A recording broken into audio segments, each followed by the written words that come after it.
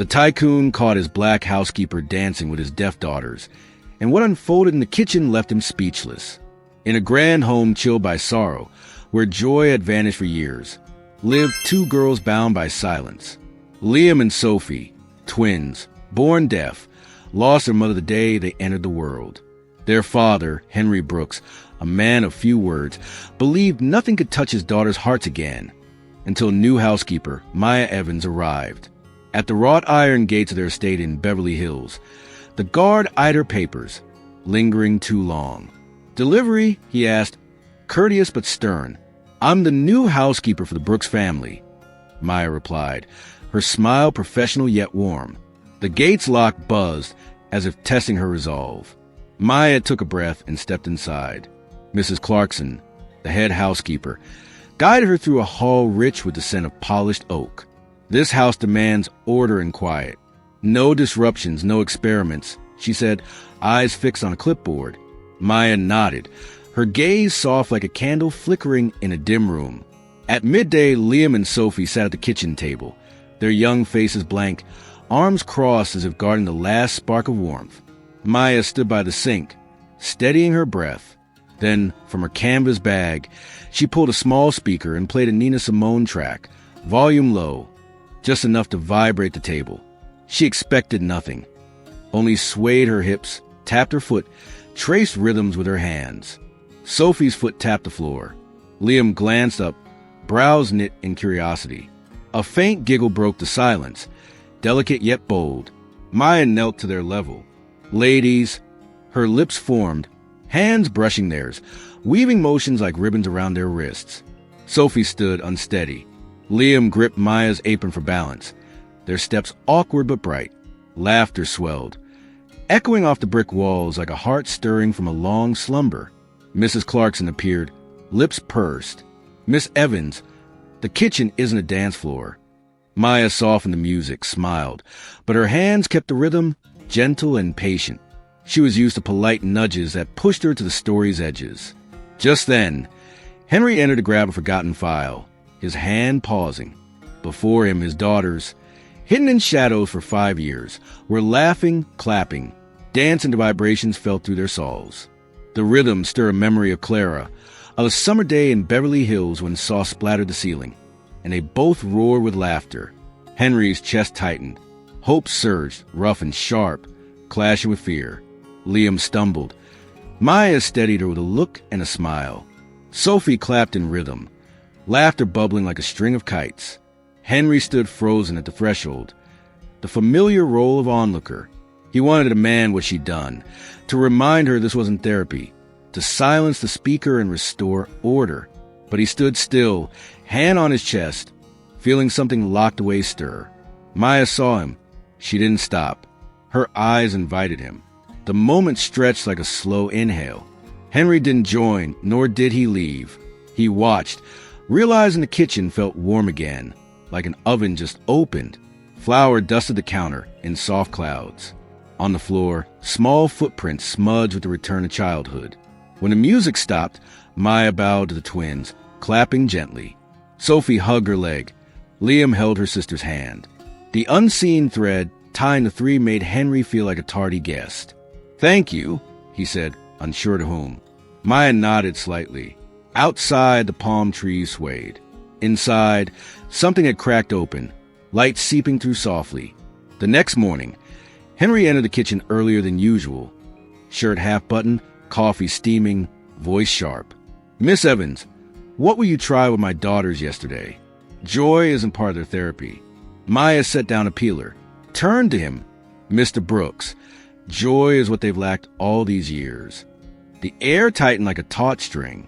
Mrs. Clarkson lingered at the counter's end, glancing quickly, a silent warning. Henry pressed on. "They need structure, therapy, schedules."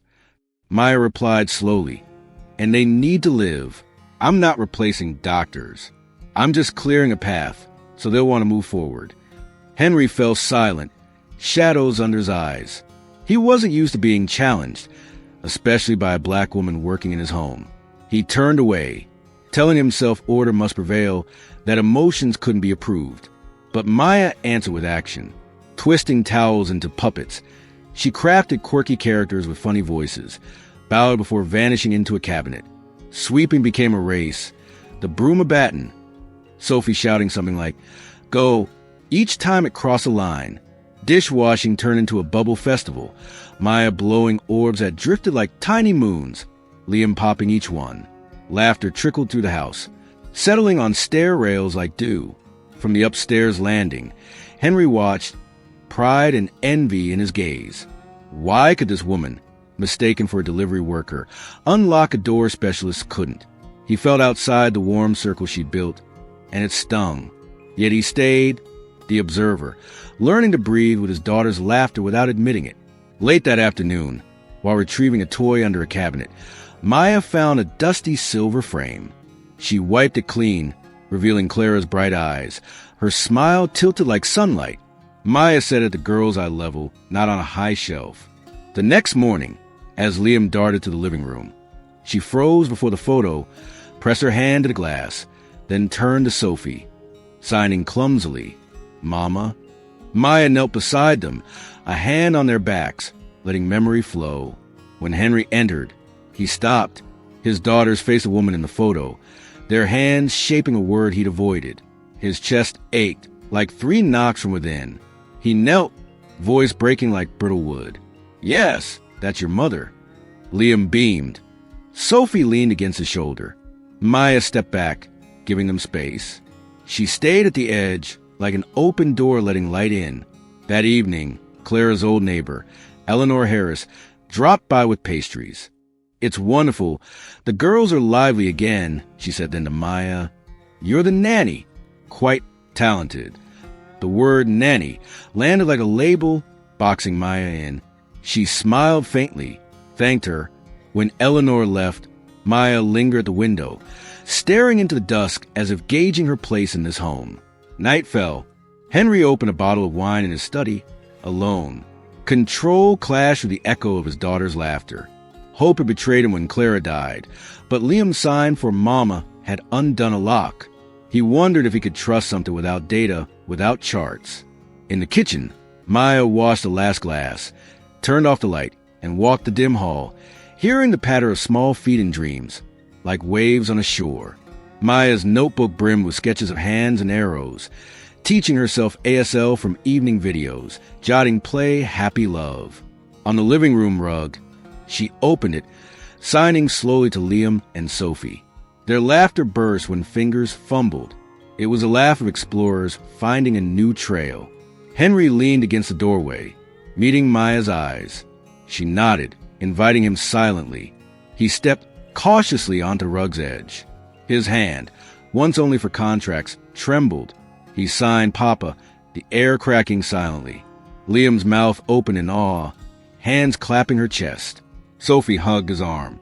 Henry was no longer the corporate titan or the widower, just a father learning his daughter's language.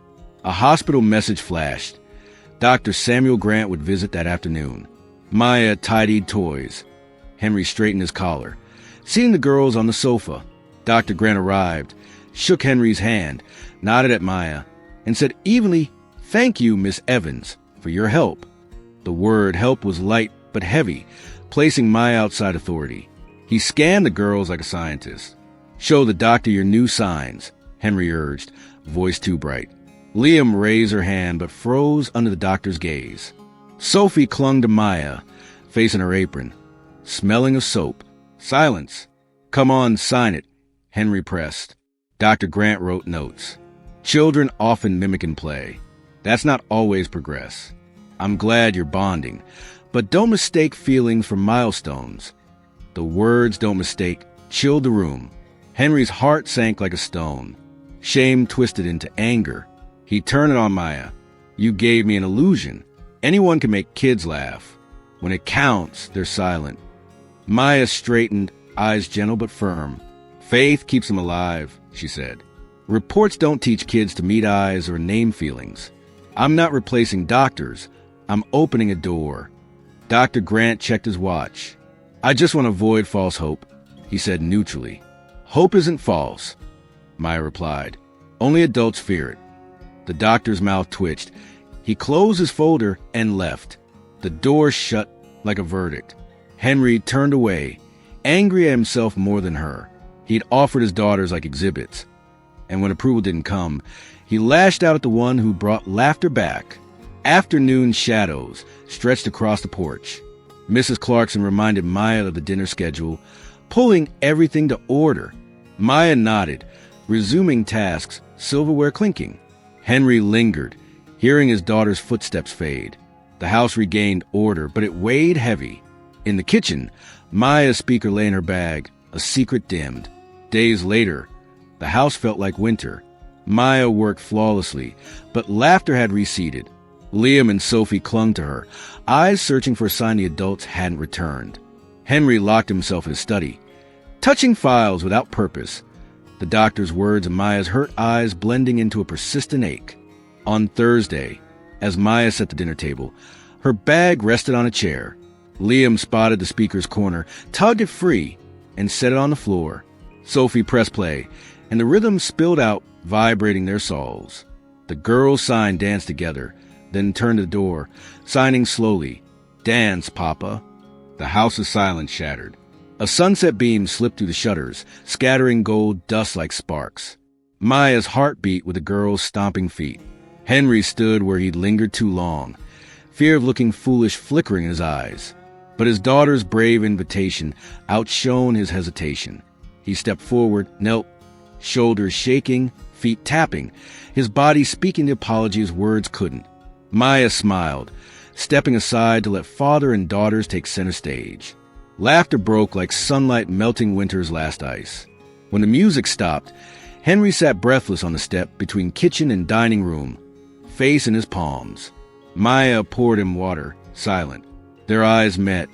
No conflict, just the weight of unspoken things. That night, Henry opened a drawer locked for 5 years, pulling out a letter written to Clara after the twins' first sleepless night. He knocked on Maya's door. She answered in a tee and sweatpants, hair tied high, face calm yet surprised. He handed her the letter. She read slowly, pausing to let him breathe. It held fears he'd never voiced. He wasn't enough, and his daughters would grow up in a silent house. At the last line, Maya returned the letter whispering, Clara will be proud you stayed. The words calmed a wildfire, leaving embers warm for dawn. The next morning, Tom, the driver, stopped for coffee. Seeing Maya play soft music as the girls swayed, he said, Nice moves, Miss Evans. Must be lively in your neighborhood. Maya's smile flickered. Henry entered, voice firm. She brought my daughters back. Tom mumbled an apology, leaving quickly. Careless words usually faded, but Henry's voice pinned them down. That night, the kitchen glowed. Maya had the girls racing brooms across a tape line. Liam won. Sophie laughed, hugging her. Henry stood in the kitchen's center, not the edge. He apologized to Maya clearly, not with vague ifs, but for demanding proof of something vital. Maya nodded, signed continue. Henry signed back. Together, the twins clapped like thunder. Late that night, Maya wrote in her journal, some victories need no awards, just a shift in roles. She wrote of music, vibration, eye contact, hands. Henry, after tucking the girls in, placed Clara's letter in the drawer, unlocked, open like his heart, cautious but letting the breeze through.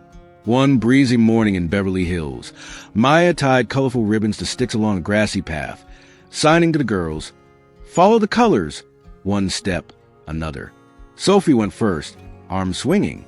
Liam moved slowly, checking with Maya, who nodded and gave a thumbs up, stepping back like someone kindling a flame without blocking its light. The girls stumbled, rose, kept moving. Each fall taught courage. Maya signed strong, continue proud. Liam stopped, turned to Henry, and signed slowly, Papa. 2 words, a rope across a river that had divided them for years. Henry ran, knelt, arms wide, pulling both girls close. Tears fell, old and new. Sophie tucked into his collar. Liam stroked his face. Maya stepped back, hand on her chest. Without her, this moment wouldn't exist. Time passed. The Brooks estate pulsed with new rhythm. Stairs streaked with color, toy cars and sofa cushions, handprint on windows. Henry sat cross-legged, learning signs, reading stories clumsy but warm. Laughter brightened the rooms. One warm evening, Henry hosted a small garden gathering in Beverly Hills. Not lavish, just friends, neighbors, therapists. The twins darted among guests, signing phrases, taking turns unprompted. Guests clapped, laughed. Dr. Grant arrived late, watching quietly as Liam handed Sophie a block, waiting patiently. He saw Sophie sign love as she hugged Henry's neck. Some data couldn't fit charts. The way a child waited named an emotion. Dr. Grant approached Henry. I was too cautious. This matters. Henry nodded. Music from the speaker trembled the grass. Tom, by the fence, nodded as Sophie stepped aside for another. Mrs. Clarkson, once stern about kitchen music, set out plates, murmuring, "Thank you." A neighbor's child copied Liam's "thank you" sign. She gently corrected it. Small motions rebuilt the home. Eleanor Harris arrived with mini tarts. Praised the girls, then said to Maya, "You're the cook?" Very skilled. The words landed heavily. Guests paused. Maya smiled, but Henry stepped in. "This is Maya Evans. She brought my daughters back, and me to them." The air warmed. Eleanor apologized quietly. Maya nodded, signed, "Thank you." Night fell.